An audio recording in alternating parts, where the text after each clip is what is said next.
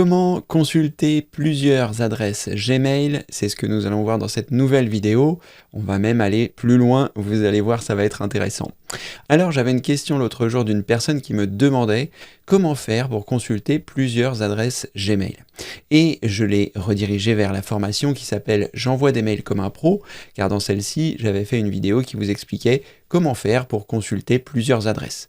La manipulation était simple, il vous suffisait simplement de vous connecter avec votre première adresse Gmail et ensuite de connecter une nouvelle adresse Gmail par cet intermédiaire en choisissant ajouter un compte. Et comme ceci, ça vous permettait de consulter sur le même navigateur les différentes adresses Gmail que vous aviez.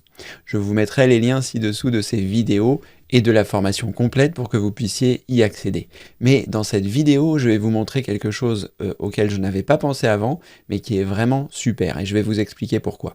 Moi, je suis ici sur Microsoft Edge, et lorsque je vais vouloir consulter mon adresse Gmail, je me rends sur la page de Google, je clique sur Gmail, et comme ceci, je consulte ma première adresse email. Et si je souhaite consulter une autre adresse email, il me suffit simplement de remplacer le 0 qui se trouve dans la barre d'adresse en haut et de choisir 1 ici pour arriver à la deuxième adresse. Donc ça permet comme ceci de passer de l'une à l'autre assez facilement. Vous pouvez en faire des raccourcis clavier, je vous avais montré. Mais ce qui est intéressant, c'est que ici, vous avez également la possibilité de passer de Gmail à Drive. Si par exemple, je lance Drive ici, eh bien, je vais avoir mon Google Drive qui se trouve à cet endroit-là. Et de la même façon, si je remplace le 0 par le 1, eh bien, je vais avoir la possibilité d'arriver dans le Drive de ma deuxième adresse. Mais ce qui se passe, c'est que parfois, ça peut ne pas fonctionner. Je vais vous expliquer pourquoi. J'ai rencontré le problème et je n'avais pas trouvé la solution. Quand vous êtes sur la page d'accueil de Google ici et que vous cliquez sur les 9 points qui se trouvent en haut à droite et que vous souhaitez lancer par exemple Google Meet qui vous permet de faire des visioconférences. Eh bien le problème c'est que si vous avez pris une option payante de Google Meet et que vous l'avez mis sur votre deuxième adresse, ça va être compliqué de passer sur votre deuxième compte. Il va falloir supprimer vos comptes pour pouvoir les remettre dans l'ordre. Et celui qui sera le principal, c'est celui que vous aurez rajouté en premier. Donc c'est un peu ennuyeux parce que si vous avez 5 adresses ici que vous consultez et que vous avez besoin que votre adresse principale ce soit celle où vous avez souscrit pour Google Meet, il faudra toutes les supprimer pour remettre la première. Mais j'ai trouvé une solution à laquelle je n'avais pas pensé, c'est de passer par Google Chrome. Et lorsque vous êtes dans Google Chrome, vous allez avoir la possibilité de créer des profils. Et dans Google Chrome, les profils vont vous permettre d'avoir des navigateurs différents. Par exemple, moi ici, je suis sur Google Chrome, sur mon profil principal qui se trouve ici en haut à droite, et quand je clique à cet endroit-là, je m'aperçois que j'ai différents profils. Là, c'est mon profil principal, mais j'ai ajouté d'autres profils qui se trouvent ici.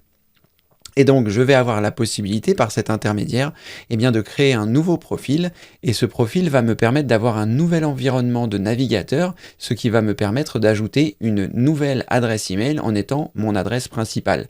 Ce qui veut dire que dans ce profil, j'ai mon adresse principale qui est enregistrée, et si je crée un nouveau profil, je le crée ici, et ce nouveau profil me permet d'avoir une autre adresse principale à cet endroit, et donc j'ai bien une adresse principale sur le premier navigateur, et une adresse principale sur le même navigateur, mais avec un profil différent. Donc comment est-ce qu'on fait pour créer un nouveau profil? C'est très simple, vous cliquez en haut à droite, vous allez dans Ajouter, dans les autres profils qui se trouvent ici, vous choisissez Ajouter, et à partir de là, il va vous demander de vous connecter. Donc vous choisissez Se connecter. Une fois que vous êtes là, vous allez mettre l'adresse email avec laquelle vous souhaitez vous connecter, donc une autre adresse Gmail.